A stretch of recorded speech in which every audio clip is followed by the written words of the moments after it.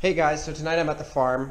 My car has been here. I was using my dad's pickup truck because I had to get my bike um, into the back of the truck and then take it to the place where I'm storing it for the winter.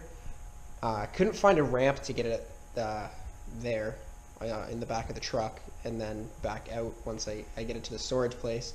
So what I did today is I just bundled up really, really warm and I just rode it the 2 hours to the place where I'm storing my bike. But my car has been at the farm and it has a nice layer of frost on it right now. I don't know if you can see that. But what I'm doing here right now, oh, I got a bit of a cold, sorry about that.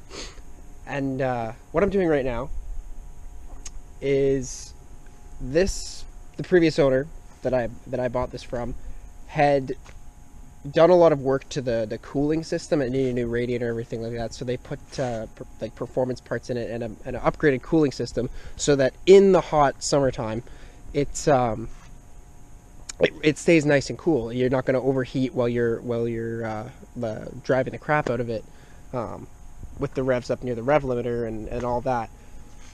But the problem is that when it becomes winter time, the cooling system in this car is so good that it doesn't warm up. You drive it and hot air is not coming out of the vents. It doesn't warm up enough to keep you warm. So I have a little trick that I'm going to do here, and I learned this trick back when I had the Dodge Dakota on the road. And basically what I do is that I pop the hood on this, and then in front of the radiator, not the whole thing, but just part of it, I'm going to grab a little bit of cardboard from somewhere in the shop, and I'm just going to shove that in front of it, and then that blocks part of the radiator. Not enough to make it overheat or cause any problems, but enough that not all the cold air is going through the radiator, so the car warms up a little bit faster, a little bit better, and in the wintertime it allows it to run better. And you stay warm in the cab. So this is my dad's shop. He's got the New Holland in here right now. Harvest season's over.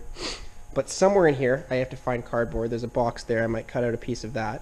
And then I also have to pump up one of the tires because it's been sitting here and I think I have a slow leak in it, so I'll do that. But I'll show you guys the trick with the cardboard. So I'll go and cut that to fit. This is the tidiest workbench I have ever seen or had to work on, ever. With some really, really dull scissors.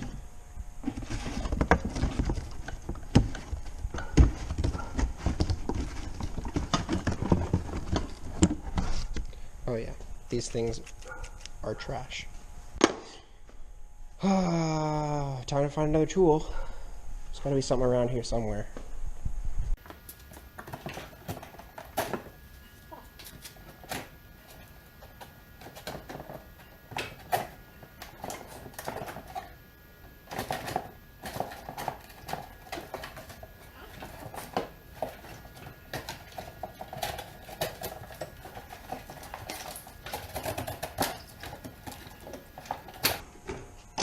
Perfect.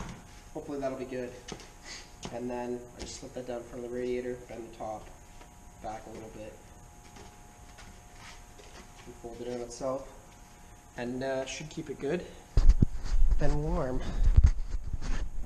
Okay, so basically for your older vehicles or your vehicles that run cold in the wintertime and you want it to be a little bit warmer, easy fix. So you take your cardboard, you fold the top over, just so that it doesn't slide down and you don't lose it. You cut a piece of cardboard that's going to fit. You find a spot in your radiator in front where it's going to fit nicely, and then gently just put it in like that. And then not quite reaching the bottom, which is good, and then you have the other half of the radiator, but that's going to block some of the cold air from getting into the radiator, and it's going to allow the engine to warm up better, warm up faster, and you'll actually have hot air coming out of your vents to keep you warmer. So it's a quick, easy fix, costs literally nothing, and now you can be comfortable in the wintertime. Now, a couple other things that you can do to kind of prep your car for the cold and the winter is that you should get snow tires, which I don't have because I can't afford new tires, and my summer sport tires are basically almost bald, so that's super safe of me to do. But I don't have any money to buy new tires. But you should get the proper snow tires for your vehicle. If you're running distilled water in your cooling system, take that out. Don't use that. Put in actual antifreeze so that it doesn't freeze on you in the wintertime, because that's not good. And make sure that you have the proper windshield washer fluid that doesn't freeze in the wintertime, that de-ices your windshield as well.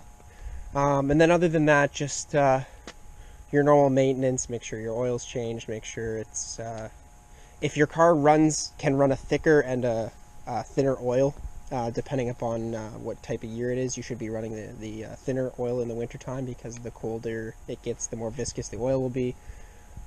Obviously in the summer you run the thicker. If your car is if it says that your car is allowed to use both different types of viscosity of the oil.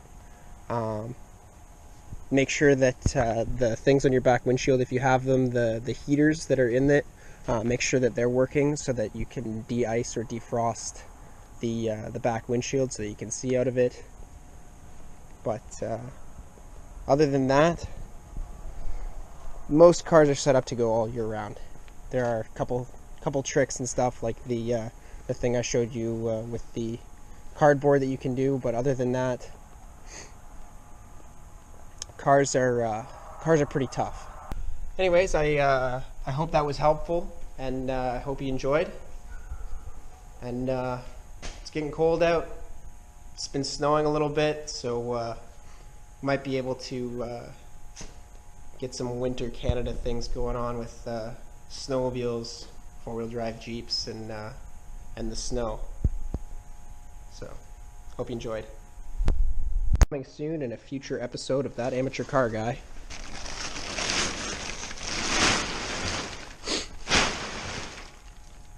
I pull out a classic Polaris Cobra 340cc snowmobile that I restored when I was younger, and then maybe even get the chance to drive my dad's new Polaris Indy Touring.